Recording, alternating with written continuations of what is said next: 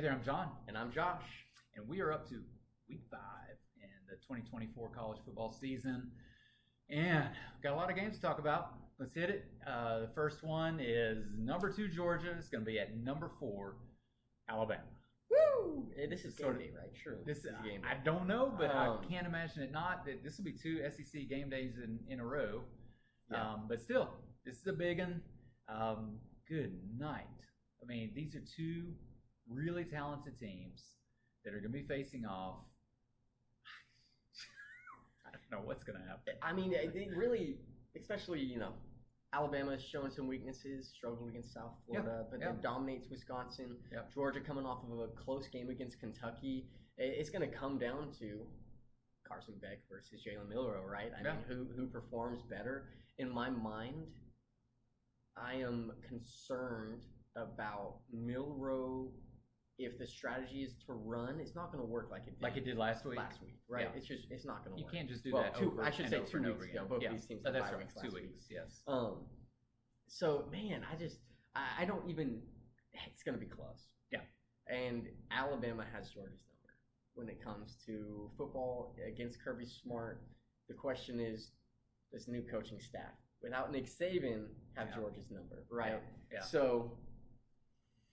Yeah, I mean, what do you think? That would be a tough beginning for Kirby Smart if he loses to Kalen DeBoer. You're the Bama fan. Do you think Bama wins this? I mean, I really think Bama can win this. Especially at Bama, I really right? think they can do it. I think the home field of at Bama could have a huge implication on this game. I think the factors, if Bama, like last time, like 2 weeks ago, if they don't have a lot of penalties, if they're not having dumb turnovers, if they just play smart ball, I think that they can do it. Yeah. But if they play stupid ball, then you can't play stupid ball against Georgia. You can't. Right. As a matter of fact, like you play stupid ball, you get blown out. I would say this about Georgia, though. I would say Georgia, what they're lacking, in my mind, is elite receivers. Yeah. I just don't think that they have that. They don't have like one of those tight ends that just you're scared of. There's you've no got Bowers, right? to cover. You got to be on top of them. They don't have that. No Brock Bowers. I mean, it does take away. It does take away a bit, but that being said, also Etienne for them hasn't looked like that incredible yet. Yeah. So that being said, Georgia's still a good team and one of the best. One of the best. And they're number 2 in the Either country. one of these teams could win this. That's right.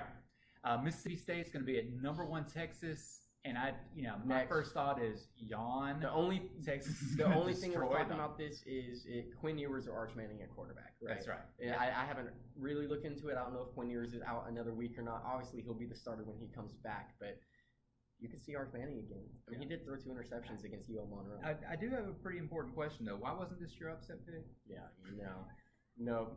Yeah, this is 49-7. You heard it here first. Number 3, Ohio State's going to be at Michigan State.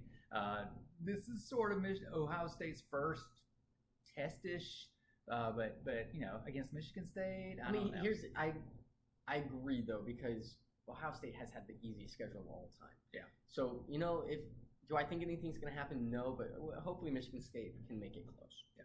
All right, that's what we got for that one. Number 19, Illinois is going to be at number 9, Penn State. The battle of the A quarterbacks. Yeah. Altmaier versus Aller. Dude, Altmaier looked good against Nebraska. Yeah, hasn't thrown an interception yet, 10 touchdowns. Yeah. Aller, I think, has something like 8 touchdowns to 1 interception. So this could be a battle of which quarterback comes out and plays better. This could be a fun game. This Plus, really could be Penn State home environment. Electric. Yeah, it is tough. Electric. Yes. So I would be shocked. If Altmaier can come out of this game without throwing an interception in an environment like Penn State, Illinois might be able to pull this off. Yeah. Okay.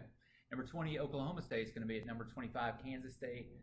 Both of these teams licking wounds, I would trying say, to figure out what they're going to do. I would argue Kansas State is licking more than a wound. Oklahoma State was playing Utah, who is considered better than them, and competed very well. Yeah.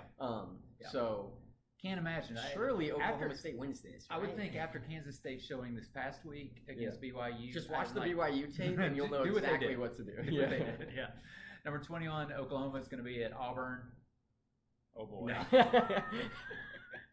I'm sorry, Auburn, but this is going to be ugly. Yeah, I mean, don't you sell your ticket, do whatever you need to do. I don't know if you heard, Auburn has tryouts. If you can play quarterback for a flag football team or whatever, come on over to Auburn and Jordan Hare and try out for them. I just can't imagine them doing anything to slow man. Oklahoma down. Also, man, this would be, correct me, the third home loss for Auburn? It would be.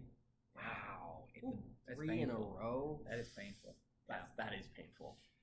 So number 15, electric home. Much more interesting game, and to me, the next one, number 15, Louisville is going to be at number 16, Notre Dame. I mean, this has got a potential to really look like a game. Louisville's playing good ball. I would argue for Notre Dame, this is a must-win game for their playoff potential since they're not in the conference, right? Louisville can lose this and then win the ACC, and congratulations, you're in the playoffs. That's right. Notre Dame doesn't have that luxury. Nope. They're not in the playoff, right? Yeah. So, with that being said, I might give the nod towards Notre Dame. Okay, and it's home. Yeah. So that's big. Colorado is going to be UCF. Colorado finally pulled off a win. It was so upsetting. With a Hail Mary, by the way. A Hail Mary. I mean, Baylor might as well. I think somebody paid them to start just being the worst football team of all time in the last couple of years. Baylor really did have that game. I mean, they were controlling it. They were doing a great job, and good grief, what happened? Yeah, man. Yeah. I honestly, this is the 11 a.m. game on Fox, so it's, again, Colorado getting that recognition. Hate them all you want. They're getting paid, man. They are. I mean, I'm They watching. can bang. Look, I don't love them. I'm watching their games, so I can't, so it's fun to watch Colorado football. You never know what's going to happen. That being said, I think UCF should be able to win this fairly handily. You think they can do something? I think they could. I guess we'll see what happens. Ready for Group of 5? Let's do it. Okay, Washington State's going to be at Boise State for number 25, Boise State, for another late game. Yep, another West Coast game. First time Boise's been ranked since 2020. Yeah. So this is a Spencer big Danielson, game. thank you. It's at home. Washington State, number 26 in the AP polls, right? So they were right outside of there. This is a huge game. It is huge. Huge game for Boise State. Especially, I mean, I'm very nervous because Washington State has arguably the best dual threat quarterback in terms of his running ability in the country. I mean, this kid can fly. Boise State, past history, not great at stopping always that. great. I mean, obviously against Portland State we did, but it's Portland State. It's Portland State. I take nothing from that. Yeah. So I'm giving it to the Broncos. I think we could hopefully win by 14 points. I want us to be in the lead quick. Ashton Jeanty hopefully has a phenomenal game, and all I need to see is Maddox Matson just play smart football. Yeah. Right, he's gotten really lucky with some dumb throws, specifically with screen plays. He is on the shorter side, but he when he throws screen plays, he'll look one way, turn back, and he'll just throw the ball immediately. There's no pause to look to see if there's a defender, and it hasn't bit us yet. But I am nervous about that. Boise State, come on, let's go Broncos. Liberty is going to be at App State. I would think that Liberty can handle this one. I mean, goodness, App State has not done well. Yeah, man, App State they've struggled at the beginning of the season, getting destroyed by Clemson, getting destroyed by South Alabama. So I got to go with Liberty for this one as well. That being said, come on, App State. Yeah. And Fresno State's going to be at UNLV. Yeah. And this is a really important game for both of these teams. Yeah. Fresno State, 3-1, only lost to Michigan, and honestly, they were in that game till the very end, right? A pick six at the very end made it so that they were out of the game, and it didn't look as close. But Fresno State, not a bad team. UNLV, right outside the top 25 right now. Yeah. It is their game to win, especially at home. And, with conference realignment and everything, Boise State looks like they're in the worst situation, having accepted the Pac-12 invite, while UNLV just said that they're going to stay in the Mountain West. So this is huge for them. It is. I think UNLV can win this game. Don't count out the Bulldogs. Okay. Don't count them out. Ball State's going to be at James Madison. James Madison coming off that big win against North Carolina, putting up 70 points. Almost 50 points in the first half. Yeah. I mean, that is unreal. 70 points too, but, again, to North Carolina's 50 points, a huge amount of points in that game. But still, I mean, that puts James Madison in the running where we weren't even talking about them before. Yeah, so they'll beat Ball State. I'm fairly confident in that, but it's worth mentioning and pointing them out now. And Navy's going to be coming to play at UAB. Yeah, in our city. That's There we right. go. So Navy. So UAB's showing they're- some little signs of life, and then showing some really not so great That's right. football as well. So Yeah. and Navy, remember they just came off defeating Memphis, so they're at least in like the top 35-ish, I think now in terms of people voting. So curious to see what happens here. I'm curious too. Yeah. And then how about some upset predictions? Week 5. I might be going back to my 0-2 roots from the beginning of the season here, but hear me out. Don't laugh just yet. Virginia Tech at number 7 Miami, Friday Night Football. It would just be the most Virginia Tech thing ever It's true. to have the performance they did against Rutgers last week, and then to come into Miami and beat Miami. Yeah. Do I think it's gonna happen?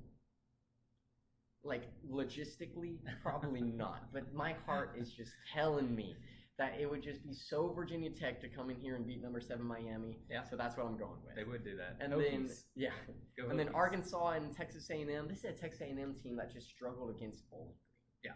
They did. That's tough. So And Arkansas coming off a win against Auburn. if Taylon Green Yeah. can limit his turnovers, Arkansas can win this game. Okay.